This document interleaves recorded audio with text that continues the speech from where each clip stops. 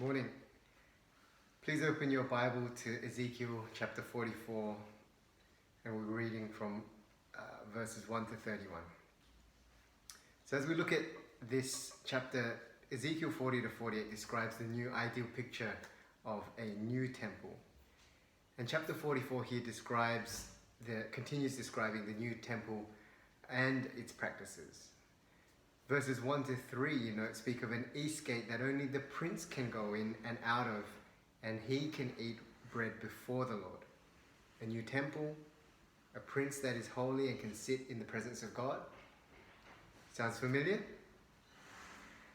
Well, verses 4 to 6, God points out the unholiness of the people of Israel who are letting foreigners into the sanctuary, and he declares the Levites are now unfit to be in charge of the temple, except a certain group within the Levites, the sons of Zadok, who kept their duties to God when the rest of the people went astray.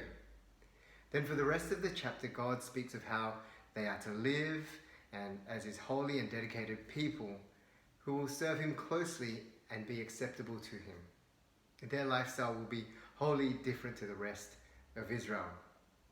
And so as you read what lifestyle they're to live, the clothing, the types of marriage, their social lives, and the work they're being restricted to, makes you think, that's really restrictive. I mean, what a pain to live that life. I'm not sure if it's better to live as God's person if this is what it looks like, right? And that's the kind of way we can fall into thinking as we think about what it looks like to live as a Christian. I mean, the Christian lifestyle isn't something that for the wider world is attractive. And I know that sometimes I also feel like thinking that the Christian lifestyle is perhaps not worth it. I don't know if you feel that way as well at times. Don't do this, don't do that, only think this way, only do something this way. What a pain it is to live this way. And so as you consider at sometimes, I know I do, is it actually worth living like a Christian? We need to hear the verses of 28 to 31. And these are words that help you and me when we sometimes feel like the Christian life isn't worth it. Let's hear what God has to say to you and me.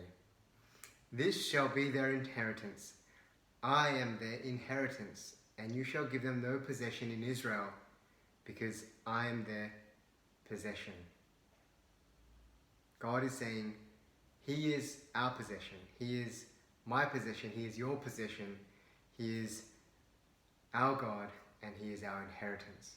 But what does this mean? God is our inheritance and our possession. Well, inheritance means you're in God's family.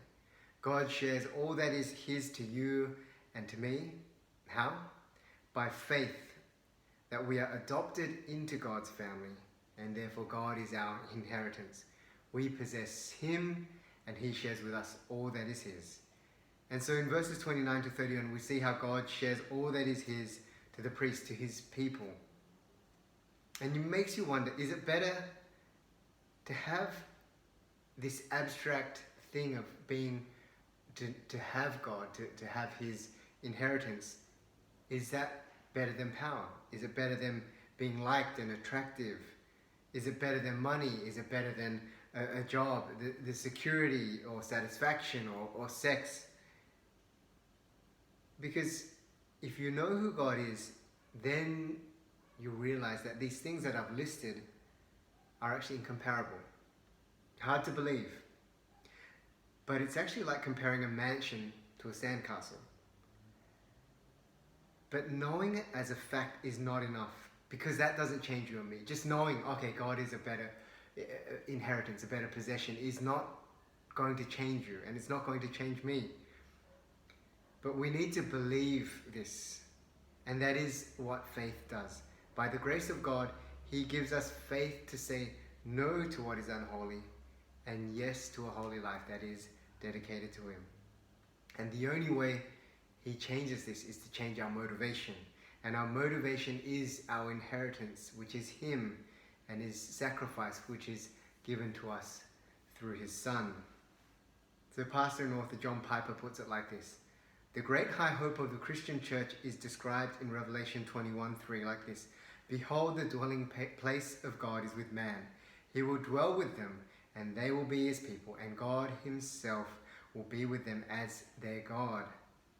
You see, this idea of being God's people, being part of his inheritance, and being able to have him as our possession isn't new. Isn't new in Revelation or in the New Testament.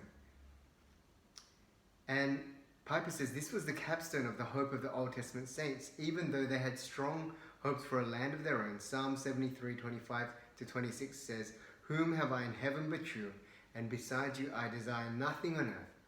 My flesh and my heart may fail, but God is the strength of my heart and my portion forever.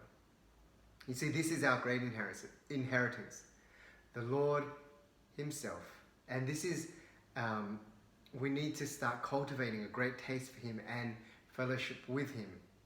Because if he's not precious to you, and if you're a stranger to your inheritance, if you love his gifts, you need to start thinking of how wonderful the giver must be. And think what an insult it is to take a gift from someone's hand and to delight in it more than you delight in the giver. God himself is our portion. We were made for him, and all the good things that he has made for us are meant to reveal more of him and send our hearts singing to God. You see, this life is a journey on our way to receive a spectacular inheritance. It will protect you from idolatry, of all the things that I listed before, of power, of money, of being liked. And it'll make the burden of not having these things lighter, and it'll quiet the grumblings and the temptations. And so here's the way John Newton put it. Suppose a man was going to New York to take possession of a great large estate, and his carriage should break down a mile before he got to the city, which obliged him to walk the rest of the way. What a fool we would think of him if we saw him wringing his hands and blubbering out all the remaining while, my carriage is broken, my carriage is broken.